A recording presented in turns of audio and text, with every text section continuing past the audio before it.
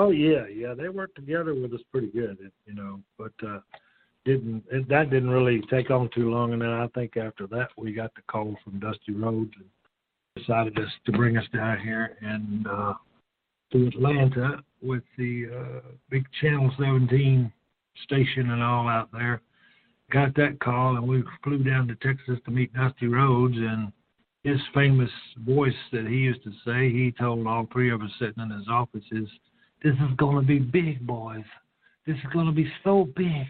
I'm going to have y'all fighting through silk panties, making all kinds of money." And I said, "Okay, that's great." And then as I told my speech at the Hall of Fame deal, we were all excited about that, but we wasn't farting through silk panties. We didn't do that.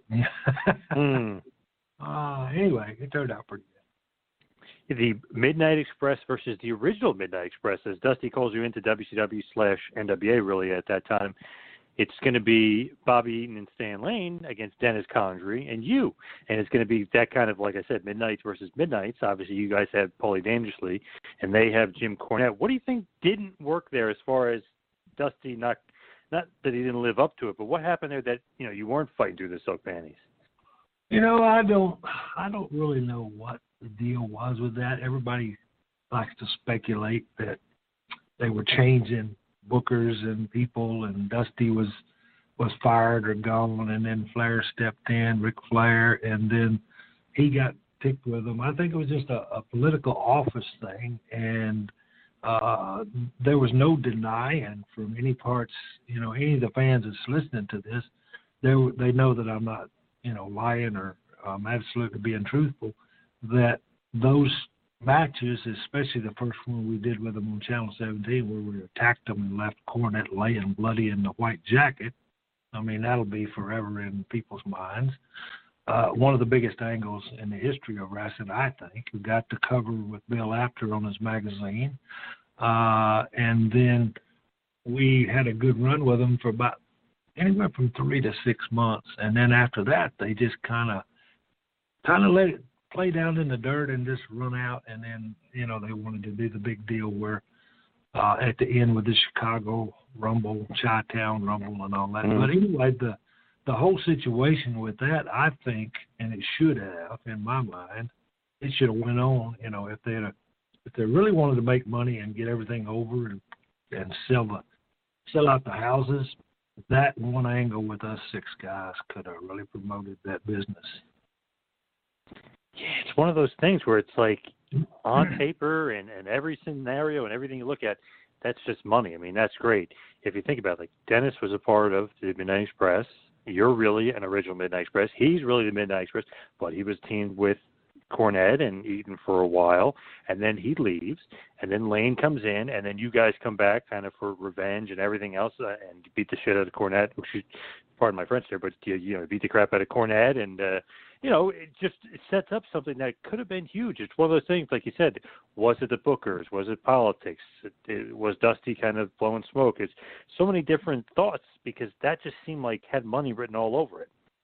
Well, absolutely, and what's better in your eyes is they were handed a real situation to, make money with, and they dropped the ball. I mean, how could you be handed that kind of angle that was real with the names, with the 6 good workers? I mean, 2 of the greatest talkers in the business, 4 good workers, I believe.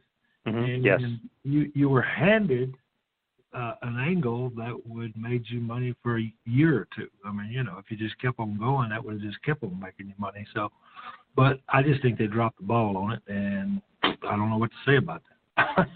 Yeah, and the crazy thing is that with Dennis leaving again, I mean, you kind of have the feud through like Starrcade 88 and all this other stuff going on, but then Dennis really ends up leaving WCW again, and you end up teaming with Jack Victory in basically the Loser Leaves Town match. So it's like, all right, that doesn't really scream Midnight Express versus Midnight Express, right? With Dennis leaving, it kind of screws it up too. Right, and there's no way that I would want to say anything derogatory toward any of my partners that helped me make money or make it in my career. But there's only one, and I never question him or whatever, but I just wished possibly that when it was done this time, see, when we showed up in Chicago, we didn't have any idea that Dennis was not going to be there, and we were going to go ahead and go through with the whole scenario, number one, to make the money on the pay-per-view, number two, to see what they were going to do afterwards, if they were going to do anything. But we were never told, and we got there, and then all of a sudden it was, are you still going to do it? But, I played this back in my mind over and over and over again.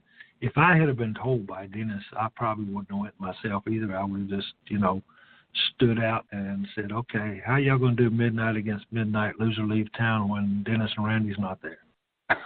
Right. It would be impossible. Yep. Figure that out. I came up with a few scenarios, and then I said, okay, well, this is business, so I'm just going to do business, get my money, go home, and do business instead of, doing something that was derogatory toward the team. I didn't want to do that, but I kind of wished I would have known. I would have played it out a little bit different. But the whole scenario, is like I didn't know till I got there, and then it was too late. But, I would have done a couple of things. I talked to a few of my really good close friends that's been in the business for years and years, and they've done sometimes in the wrestling business, I'm sure people know by now on some of the stuff, is there's a lot of mind games being played in politics, as we call it, back in the background. Basically, I hated that kind of stuff. I always enjoyed and loved being out there in front of the crowd, getting the crowd excited, being able to stand the crowd up and make them get excited and hate me and jump and this and that and sit them back down when I wanted to. I mean, that was a thrill to me. I really enjoyed that.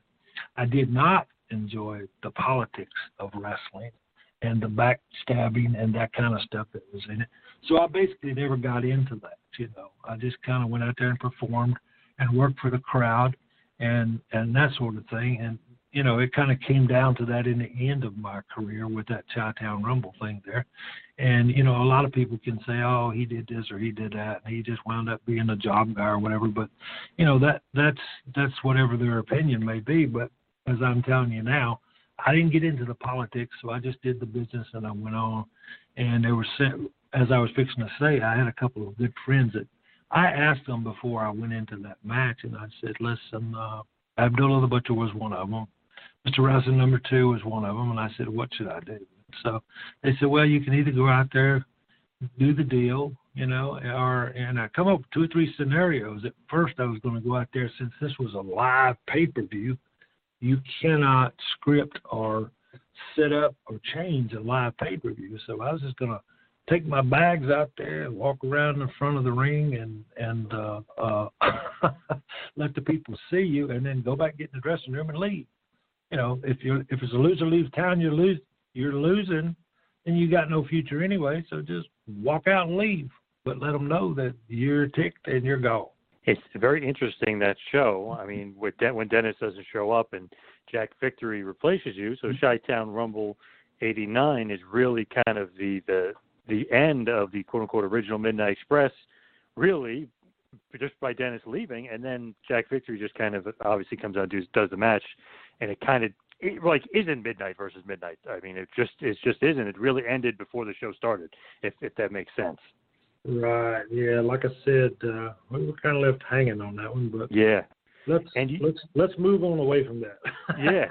You ended up staying for a few months, actually. I mean, a little bit of a tag team with Ranger Ross. You're wrestling Rick Steiner. Is it something where you still had the contract and you're just kind of going through and working out the rest of your contract? Actually, it was. Yes, it was. And like I said, I enjoyed more performing in front of the fans and being in the ring and, traveling around and all that stuff. And then I think afterwards I went ahead and filled out my contract. And then I went straight to Japan there for about 6 weeks with Abdullah and all. And we did a pretty good run over there. So it turned out pretty good.